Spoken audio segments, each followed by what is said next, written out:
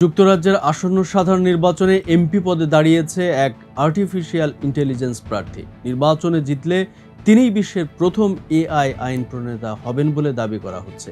মার্কিন সংবাদ মাধ্যম এনবিসি নিউজের এক প্রতিবেদনে থেকে এই তথ্য জানা যায়। যুক্তরাজ্যে এবারের সাধারণ নির্বাচনের সংসদ সদস্য হওয়ার জন্য লড়তে চলা কয়েকশো প্রার্থীর মধ্যে একজন হলেন স্টিভ অ্যান্ডাক্ট।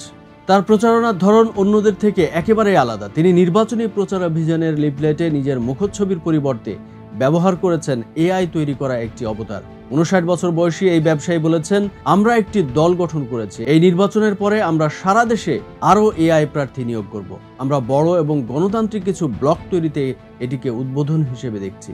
তিনি ব্রাইটন প্যাভিলিয়ন নির্বাচনী এলাকা থেকে স্বতন্ত্র প্রার্থী হিসেবে প্রতিদ্বন্দ্বিতা করবেন। ব্যালট পেপারে তার নাম দেখাবে এআই স্টিভ।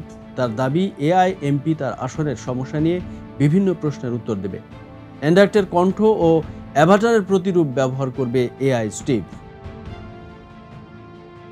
সব জল্পনা কল্পনা ও অপেক্ষা শেষে 4 জুলাই যুক্তরাজ্যে হতে যাচ্ছে পার্লামেন্ট নির্বাচন। এবারে নির্বাচনে কিয়ার স্টারমারের লেবার পার্টির রেকর্ড ভাঙা জয় পেতে যাচ্ছে বলে স্বীকার করেছে দীর্ঘ 14 বছর ধরে ক্ষমতায় থাকা দল কনজারভেটিভ পার্টি।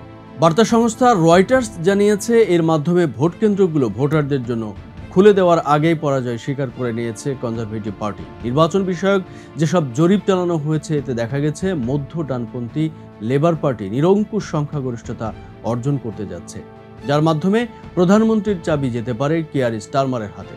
নির্বাচনী প্রচারণার শেষ দিনে কনজারভেটিভ পার্টির প্রধান ও সাবেক প্রধানমন্ত্রী ঋষি সুনাক এবং লেবার পার্টির স্টারমার প্রচারণা চালান। এদিকে সার্ভেশনের নির্বাচন বিশ্লেষণে দেখা গেছে পার্লামেন্টের 650টি আসনের মধ্যে অন্তত 484টিতে জয় পাবে লেবার পার্টি, যা 1997 সালে টনি ব্লেয়ারের নেতৃত্বাধীন লেবারের 418টি আসনে জয়ের চেয়েও বেশি।